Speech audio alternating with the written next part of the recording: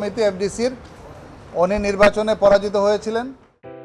চলচ্চিত্র শিল্পী সমিতির সম্পাদক পদে ডিপজলের দায়িত্ব পালনের উপর নিষেধাজ্ঞা দিয়েছে হাইকোর্ট। একই সঙ্গে শিল্পী সমিতির নির্বাচনে অনিয়মের অভিযোগ তদন্তের নির্দেশ দেওয়া হয়েছে। চিত্রনায়িকা নিপুণ আক্তারের রিটের প্রাথমিক শুনানি নিয়ে সোমবার 20 মে বিচারপতি নাইমা হায়দার ও বিচারপতি কাজী জিনাত হকের হাইকোর্ট বেঞ্চ এ আদেশ দেন।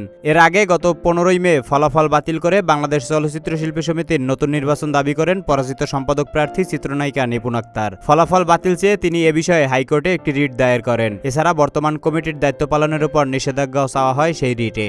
তার আগে গত 20 এপ্রিল বাংলাদেশ চলচ্চিত্র শিল্পী সমিতির 2024-26 মেয়াদে নির্বাচন অনুষ্ঠিত হয়। এতে নতুন সভাপতি নির্বাচিত হন অভিনেতা মিশা সওদাগর এবং সাধারণ সম্পাদক নির্বাচিত হন অভিনেতা মনোয়ার হোসেন ডিপজল।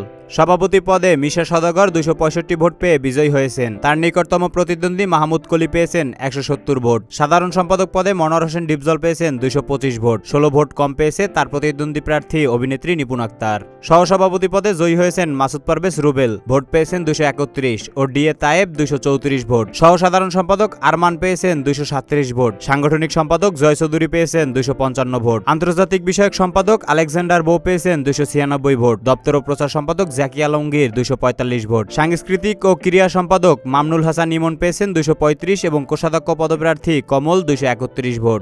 কার্যনির্বাহী সদস্য পদে মিশা ডিপজল পরিষদ থেকে নির্বাচিত হয়েছেন 9 জন। তারা হলেন সুচরিতা, ভোট পেয়েছেন 228, রোজিনা পেয়েছেন 243, আলিরাজ পেয়েছেন 239, সুব্রত দিলারা ইয়াসমিন পেয়েছেন 218 ভোট, শাহানুর পেয়েছেন 245, নানা শাহ পেয়েছেন 210 ভোট, রত্নাকবির পেয়েছেন 263 ও চুন্নু পেয়েছেন 248 ভোট। কলি নিপুণ পরিষদ থেকে রিয়ানা পারভিন পলি 220 ও সানি রহমান 230 ভোট পেয়ে নির্বাচিত হয়েছেন।